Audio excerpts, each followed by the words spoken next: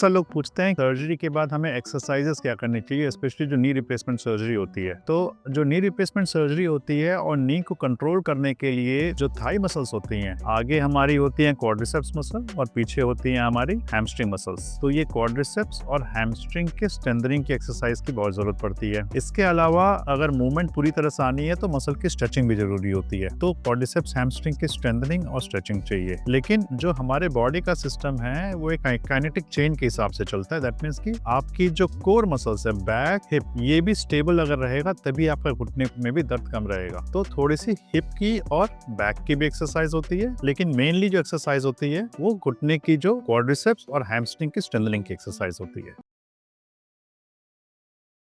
What are the benefits of robotic knee surgery? अक्सर लोग पूछते हैं कि आज की तारीख में हम रोबोटिक की बात कर रहे हैं, तो रोबोटिक सर्जरी के फायदे क्या हैं? तो अगर हम ये देखें, घुटना रिप्लेसमेंट जो होता है वो बेसिकली रिप्लेसमेंट नहीं होता है, रीसर्फेसिंग होती है। जो घुटने की जो कार्टिलेज की परत है वो खराब हो चुकी होती है, उसके ऊपर हम एक मेटल की जो कैपिंग होती है वो करते हैं। वो करने के लिए उसको हमें शेप देना पड़ता है। तो ये जो शेप देने का काम है, ये काम जब रोबोटिक टेक्निक से करते हैं तो बहुत ज्यादा एक्यूरेटली होता है। हमारी उसकी प्लानिंग बड़े अच्छे से होती है कि घुटने में अगर टेढ़ापन है वो हम रोबोटिक के प्लान में उसको सीधा कर दें। उसके साथ साथ हम जो उसमें एग्जैक्टली जो दोनों घुटने के बीच में बैलेंस होना चाहिए वो भी अच्छे से बैलेंस मेंटेन हो जाता है। प्लस जब हम सर्जरी करते हैं तो हमें पहले से पता रहता है कि हमें घुटने के किस पार्ट में वर्क करना है। तो इसलिए क्या होता है कि वहाँ पे हमारा टिश्यू डैमेज कम होता है, हमारी इसकी वजह से ब्लीडिंग कम होती है और उसी की वजह से पेन भी कम होता है, पेशेंट की रिकवरी फास्ट होती है। सो एक्यूरेसी है, प्रिसीजन है, फास्ट रिकवरी है, लेस पेन है। सो ये सारे जो फायदे हैं ये पेशेंट को रोबोटिक सर्जरी जब करते हैं उससे मिलते हैं।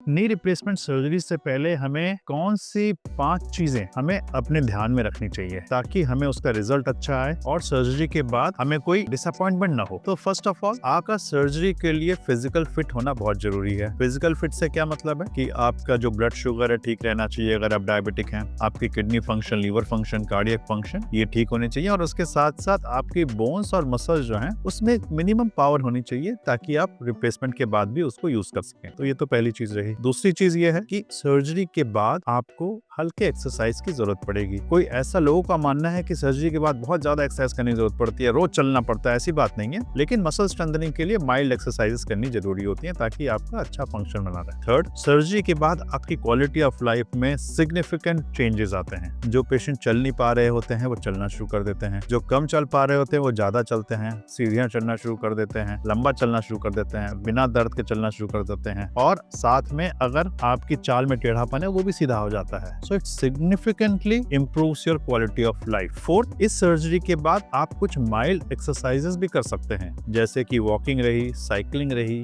स्विमिंग रही, ये सारी चीजें जो हैं, ब्रिस्क वॉक रहा, तो ये माइल्ड एक्सरसाइजेस आपको सर्जरी के बाद अलाउड है। हाँ, स्पोर्ट्स जिसमें कि घुटने पे बहुत जोर आता है, जैसे कि फुटबॉल रहा या फिर जंपिंग रही, वो चीजें अवॉइड करनी पड़ती है। फिफ्थ और बहुत इंपॉर्टेंट चीज मैं बताना चाहता हूँ कि आप कभी भी एक रिप्लेस नी को एक अपने नेचुरल नी के साथ कंपेयर ना करें। ये आपके नेचुरल नी का ऑलमोस्ट 95% ले आएगा, 100% नहीं आता है। लेकिन आप जिस समय आपकी सर्जरी हो रही होती है उस समय आपका घुटना इतना खराब रहता है, वो आपके नेचुरल नी का सिर्फ 30% रहता है, तो आप उससे 95% तक पहुंच जाओगे और उससे जो है आपका पेन खत्म हो जाएगा, आपकी quality of life significantly improve हो जाएगी।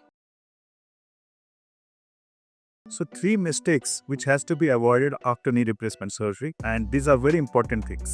And first of all is that after knee replacement surgery, you should undergo physiotherapy and exercises, because if you don't do exercises, then there'll be stiffness, there'll be pain, and the recovery won't be good. You won't gain strength in your muscles, and you won't get good range of motion also. So doing exercises after knee replacement surgery is very important. Secondly, taking care of your wound after the surgery, because it's a big surgery, and if you don't take proper care and if the wound is not clean, then there are chances of infection. If your blood sugar is not under control, that will also lead to infection. So taking proper wound management care is very important just after surgery. And third is not overdoing things. Now there are some patients who think they have undergone knee replacement surgery and now they can do everything, but have to give your muscles time to recover. Only then you will be able to do everything. So overdoing things can also cause damage. So these 3 things you should take care just immediately after surgery.